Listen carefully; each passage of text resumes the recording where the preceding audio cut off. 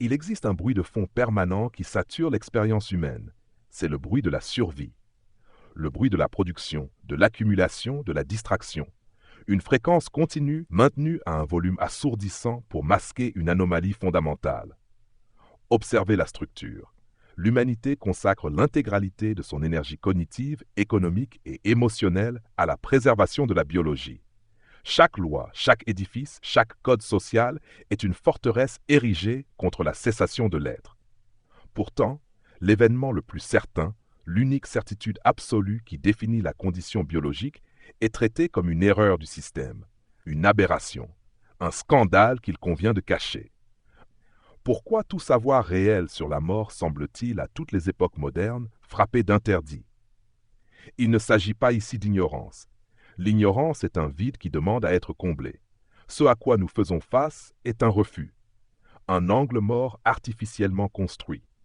Si l'on regarde l'histoire non pas comme une suite d'événements, mais comme une gestion des flux de conscience, une évidence apparaît. La manière dont une civilisation traite ses morts ne révèle pas ses croyances, mais ses mécanismes de défense. L'occultation de la mort n'est pas une protection de la sensibilité humaine, c'est une mesure de sécurité, car une population qui comprendrait la mort comme une transition et non comme une fin ne pourrait plus être gouvernée par la peur de la perte. Le mur a été dressé, il est invisible, immémorial et autoréparateur. Ce documentaire n'est pas une enquête, c'est une autopsie de ce silence. Les rites premiers, la mort sacrée. Il fut un temps où le seuil n'était pas un mur, mais une porte. Avant que la gestion des âmes ne devienne une administration de la peur, les premières grandes architectures humaines n'étaient pas destinées aux vivants. Elles étaient des technologies de départ. Regardez les plaines de Gizeh, regardez les tumulus de la vieille Europe, regardez les cités de pierre d'Amérique centrale. L'interprétation moderne, condescendante, y voit des tombeaux glorifiant des tyrans ou des superstitions primitives. C'est une lecture erronée, dictée par le matérialisme.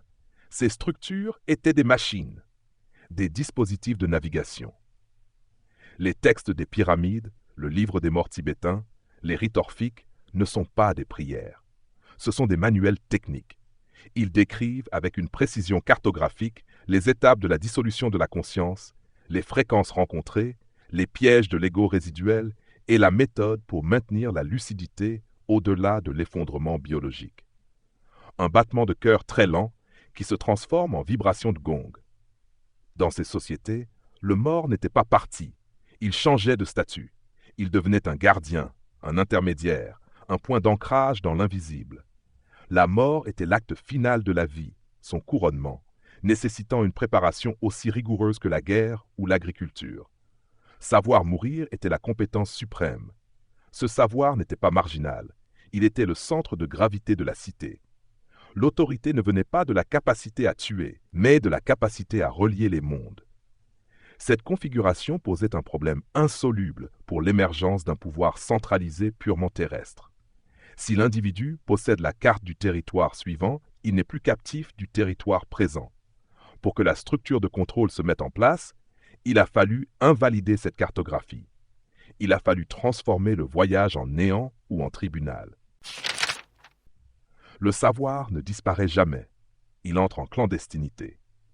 À mesure que les grands monothéismes et les empires étatiques ont consolidé leur emprise sur le monde connu, l'exploration libre de la mort est devenue une hérésie. Le monopole de l'au-delà a été décrété. Désormais, le passage n'est plus une compétence technique, mais une procédure judiciaire divine, dont les institutions terrestres détiennent les clés. C'est ici que s'opère la première grande fracture. Ceux qui savaient que la conscience survit par des mécanismes naturels et non par grâce divine ont dû se taire. Alchimistes, kabbalistes, mystiques soufis, gnostiques. Derrière le langage codé de la transmutation du plomb en or, derrière les métaphores de la pierre philosophale, se cachait une physiologie de l'immortalité consciente. L'Athanor n'était pas un fourneau. C'était le corps humain au moment de l'agonie. Le grand œuvre n'était pas la richesse matérielle, mais la cristallisation de la conscience pour qu'elle survive au choc de la mort clinique. Pourquoi tant de secrets? Pourquoi ce langage hermétique? parce que le système, dans sa phase d'expansion médiévale et renaissante, ne tolérait aucune concurrence. Si la mort est un processus naturel maîtrisable par l'initié, alors le prêtre, le juge et le roi perdent leur levier de pression ultime, la damnation ou l'oubli. La connaissance de la mort libère l'esprit. Un esprit libre est un danger systémique. Les bûchers n'ont pas brûlé des sorciers, ils ont brûlé des techniciens de la conscience. Le message envoyé par la structure était clair. L'exploration de la mort est interdite. Seule la soumission est autorisée. Le rideau de fer s'est abattu sur l'Occident, réduisant la mort à un squelette armé d'une faux, une image de terreur destinée à paralyser, non à instruire. Expérience contemporaine, mort imminente et conscience post-mortem. La technologie a ouvert une brèche involontaire. Au milieu du XXe siècle, les progrès de la réanimation ont créé une zone grise. Une terra incognita située quelques minutes après l'arrêt du cœur et avant la dégradation irréversible du cerveau. Des millions de personnes ont été ramenées de ce territoire, et elles ont parlé. Les récits d'expériences de mort imminente ne sont pas des anecdotes. Lorsqu'ils sont compilés par milliers, à travers les cultures, les âges et les croyances, ils forment une base de données cohérente.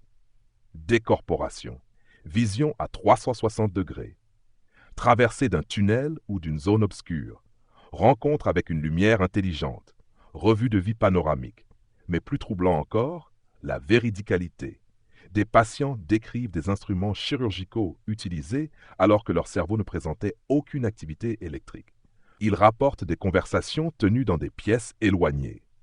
Le modèle matérialiste, pierre angulaire de la science moderne, postule que la conscience est une sécrétion du cerveau. Pas de cerveau, pas de conscience. Or, les cas documentés prouvent l'inverse. C'est lorsque le cerveau s'éteint que la conscience semble atteindre son acuité maximale.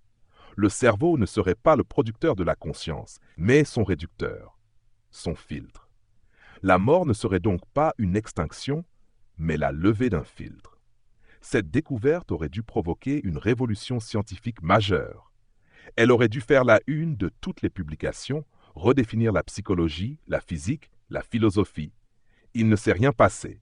Les études ont été publiées dans des revues confidentielles. Les témoignages ont été classés dans la catégorie hallucination hypoxique, malgré l'incompatibilité totale de cette explication avec la lucidité des récits. Le système a absorbé le choc. Il a normalisé l'anomalie. Il a refusé de regarder dans le microscope. L'interdiction, la mort cadrée. Comment neutraliser une vérité qui menace les fondements même de l'ordre social, non pas par la force, mais par la trivialisation, par l'aseptisation?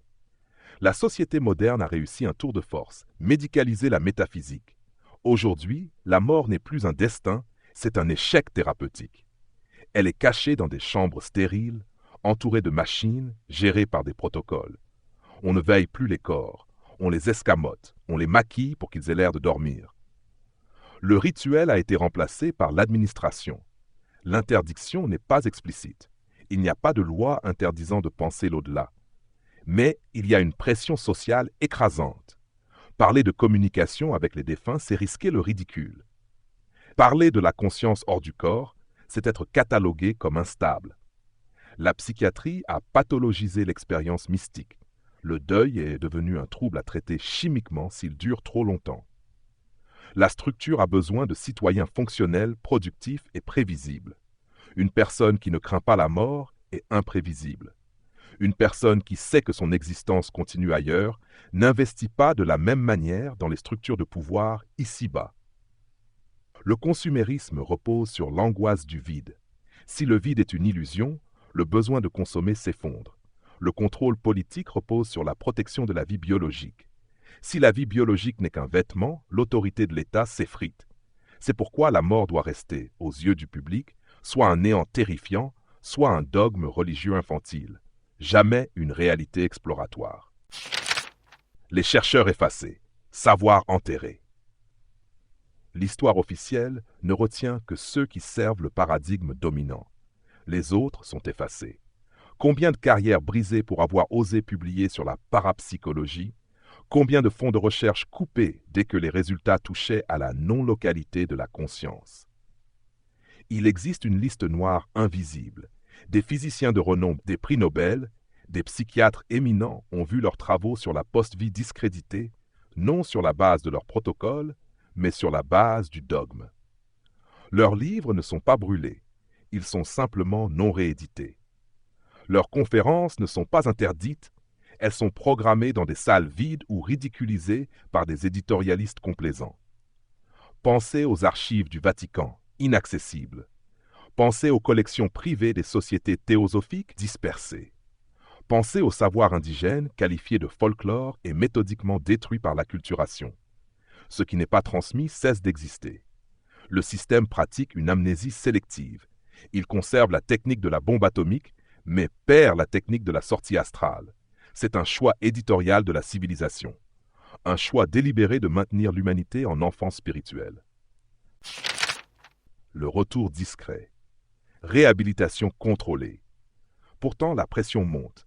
Les témoignages sont trop nombreux. Internet a brisé le monopole de l'information. Alors, la structure s'adapte. Elle opère une réhabilitation contrôlée. La mort et l'au-delà reviennent dans le champ culturel, mais sous une forme inoffensive, le divertissement. Des films, des séries, des documentaires sensationnalistes inondent le marché. On parle de tunnels de lumière dans les magazines de santé. C'est la stratégie de la vaccination.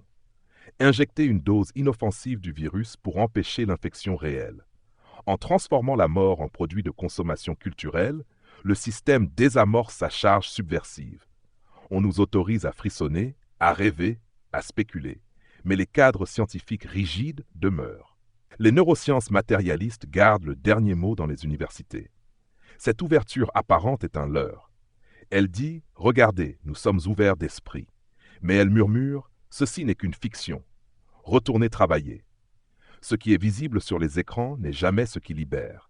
La vérité est ailleurs dans le silence que l'on cherche à couvrir par ce bruit médiatique. Cependant, aucune digue ne peut retenir l'océan indéfiniment. La structure a beau colmater les brèches, ridiculiser les témoins, brûler les livres ou sédater les mourants, elle se heurte à une limite infranchissable, la nature même de la réalité. L'expérience de la mort est inscrite dans chaque cellule. Elle est la mémoire du futur. Chaque nuit, dans le sommeil, la conscience s'entraîne à partir. Chaque instant de transcendance, dans l'art ou l'amour, est une répétition générale. Les gardiens du seuil ont disparu, les rites sont oubliés, mais le territoire, lui, est toujours là, intact. Il suffit d'un accident, d'un arrêt cardiaque, d'une méditation profonde pour que l'illusion du contrôle vole en éclats. Le système peut gérer les populations, il peut gérer les corps, il peut gérer l'histoire. Mais il ne peut pas gérer ce qui n'est pas né et ce qui ne meurt pas. Nous avons oublié qui nous étions avant de naître et ce que nous serons après avoir expiré. Mais l'oubli n'est pas une efface, c'est un voile. Et les voiles finissent toujours par se déchirer. La mort n'est pas la fin de l'histoire, c'est simplement la fin de leur contrôle.